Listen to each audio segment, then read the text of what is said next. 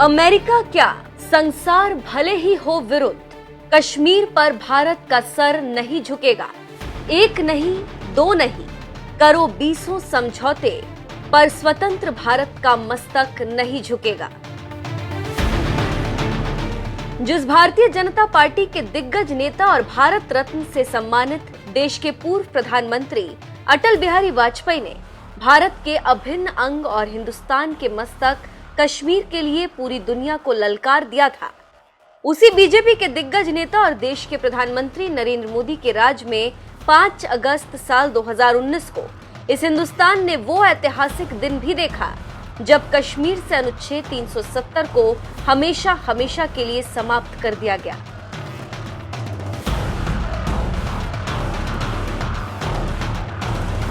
और मैं स्पष्ट संदेश देना चाहता हूं घाटी के लोगों को, 70 साल तक 370 के साथ जिए। ये 370 के वादों को कांग्रेस सरकारों ने बार बार दोहराया, गुमराह किया। मैं कहता हूं हमें 5 साल दे दीजिए, हम कश्मीर को देश का सबसे ज्यादा विकसित राज्य बनाएंगे। मैं कश्मीर घाटी के युवाओं को कहना चाहता हूं, भरोसा करिए नरेंद्र मोदी जी की सरकार पर, कुछ नहीं होने वाला। ये बरकरार रहे हैं, गुमराह कर रहे हैं, जो आपको अपनी पॉलिटिक्स के लिए कर रहे हैं, उनकी मत सुनिए।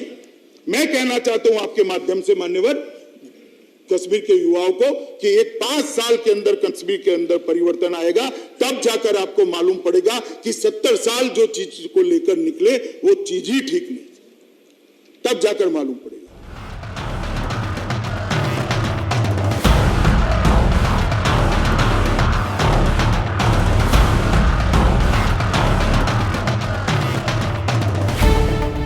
धरती का जन्नत कहे जाने वाले कश्मीर से अनुच्छेद 370 की विदाई हुए आज 3 साल हो गए और जैसे जैसे कश्मीर शांति सद्भाव की राह पर लगातार आगे बढ़ता जा रहा है, मोदी सरकार के इस दमदार फैसले का दर्द पाकिस्तान के सीने में लगातार बढ़ता ही जा रहा है। तभी तो एक तरफ जहां 5 अगस्त को कश्मीर से अनुच्छेद 370 की विदाई की तीसरी वर्षगांठ का जश्न मनाया जा रहा था, तो वहीं दूसरी तरफ भारत के आंतरिक मामलों में दखल देने की आदत से मजबूर पाकिस्तान अपनी छाती पीटते हुए विधवा विलाप करता हुआ नजर आया। फिर चाहे वो पाकिस्तान के राष्ट्रपति डॉक्टर आरिफ अलवी हो, प्रधानमंत्री शहबाज शरीफ और पूर्व प्रधानमंत्री इमरान खान हो, या फिर विदेश मंत्री बिलावल भुट्टो जरदारी, सभी ने भारत के खिलाफ जमकर जहर उगला है और पहले की तरह ही कश्मीर को लेकर अपने रटे रटाए डायलॉग को दोहराया।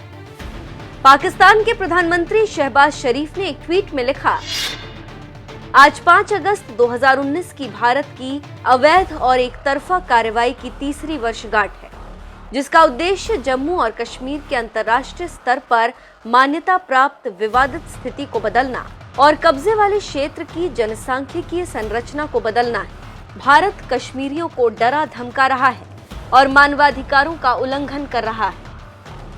उन्होंने कश्मीरियों की तारीफ करते हुए दावा किया कि भारतीय दमन उनके संकल्प को विफल करने में विफल रहा है।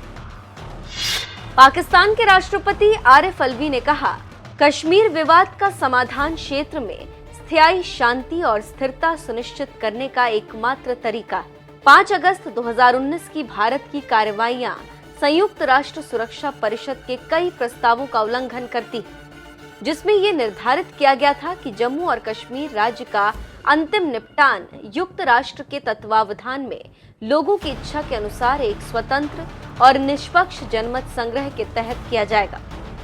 पाकिस्तान हमारे कश्मीरी भाइयों और बहनों के साथ उनके न्यायपूर्ण संघर्ष में कंधे से कंधा मिलाकर खड़ा रहेगा।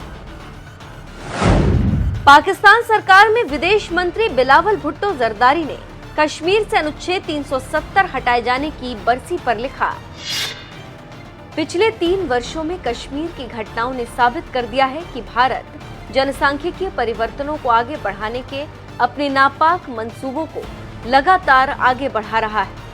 भारत कश्मीर में मुस्लिम बहुसंख्यकों की कीमत पर हिंदू प्रभुत्व वाले निर्वाचन क्षेत्रों का निर्माण कर रहा है। भारत गैर कश्मीरियों को लाखों नकली अधिवास प्रमाण पत्र जारी कर रहा है और भूमि और संपत्ति के स्वामित्व पर कानूनों को संशोधित भी किया। भारत ने कश्मीर में 9 लाख सैनिकों को तैनात किया है। पाकिस्तान तहरीक इंसाफ के अध्यक्ष और पूर्व प्रधानमंत्री इमरान खान ने कहा, 5 अगस्त 2019 को मोदी सरकार ने कश्मीर की विशेष स्थिति को अवैध रूप से रद्द करके यूएनएससी के प्रस्तावों और अंतर्राष्ट्रीय कानून का उल्लंघन किया। इसके अलावा भारत ने कश्मीर की जनसांख्यिकी को बदलकर चौथे जिनेवा कन्वेंशन के तहत युद्ध अपराध करने के लिए कदम बढ़ाया। भारत ने सोचा कि ये कदम कश्मीरी प्रतिरोध की भावना को कुचल देगा, लेकिन इसके बजाय ये बढ़ता रहा। साल 2019 में जब मोदी सरकार ने कश्मीर से अनुच्छेद 370 हटाया था, तो उस वक्त पाकिस्तान की सत्ता में इमरान खान ही काबिज थे और वो इस कदर बौखला गए थे कि दुनिया में जहां भी जाते कश्मीर का रोना रोने लगते थे। लेकिन वो ये भूल गए थे कि भारत में मोदी सरकार, जिस पर उनके विधवा विलाप करने का कोई असर नहीं पड़ने वाला। भारत ने अगर ठान लिया तो वो करके रहता है, और यही बात मोदी सरकार ने साबित करके भी दिखा दिया। अनुच्छेद 370 हटाए जाने के बाद आज जहां घाटी में शांति और सद्भाव का माहौल है, यहां भारी निवेश आ रहा है और सुरक्षा व्यवस्था भी सख्त है, तो वहीं दूसरी तरफ पाकिस्तान आज भी रोने को मजबूर है। जब भी 5 अगस्त आता है वो अपना विधवा विलाप शुरू कर देता है, लेकिन दुनिया में कोई भी उसके इस घड़ियाली आंसू को भाव नहीं देता, क्योंकि पूरी दुनिया जानती है कि कश्मीर भारत का अभिन्न अंग था, है और रहेगा। इतना ही नहीं, जिस कश्मीर पर पाकिस्तान ने कब्जा किया है, अब तो उस पीओके को भी वापस लेने पर बात होगी। ऐसे में पाकिस्तान के लिए बेहतर यही होगा कि वो कश्मीर का ख्वाब देखना छोड़ दे। बहरहाल घाटी से अनुच्छेद 370 हटाए जाने वाले मोदी के दमदार फैसले की वजह से आज भी जिस तरह से पाकिस्तान विधवा विलाप कर रहा है, उस पर आपका क्या कहना है? अपनी राय हमें कमेंट कर जरूर बताएं।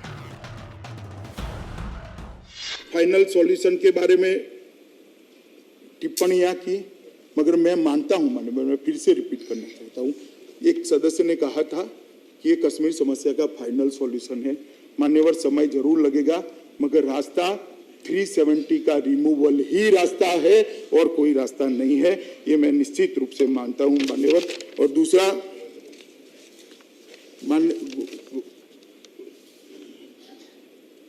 चिदम्बरम जी ने सवाल किया कि 370 का उपयोग 370 के सुधार के लिए कैसे कर सकते हैं। जो कॉन्स्टिट्यूशन ऑर्डर आया है चिदम्बरम जी, 367 रेड विथ 371D है।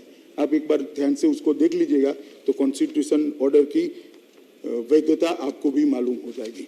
मान्यवर, मैं आज इस भाषण के अंदर कोई पॉलिटिक्स करना नहीं चाहता, मेरे पास बहुत सारा मटेरियल है, परंतु मैं बड़े भाव के साथ आज ट्रेजरी बैंक के बेंच के और विपक्ष के दोनों सदस्यों को कहना चाहता हूं कि अलग अलग रास्तों से धारा 370 के साथ कश्मीर के अंदर सामान्य स्थिति लाने का प्रयास सबने अपने अपने तरीके से मन से करा है। मैं कोई ऐसा नहीं कहता कि किसी ने मन के बगैर किया, आधा अधूरा करा है, सबने मन से करा है, मगर कश्मीर के अंदर सामान्य स्थिति नहीं हुई है, ये वास्तविकता को हमने स्वीकारना पड़ेगा। आज मैं ये जो 2 संकल्प और विधेयक लेकर आया हूं, मुझे लगता है कि कश्मीर की समस्या के समाधान का रास्ता यहीं से होकर निकलेगा, मुझे विश्वास है मान्यवर।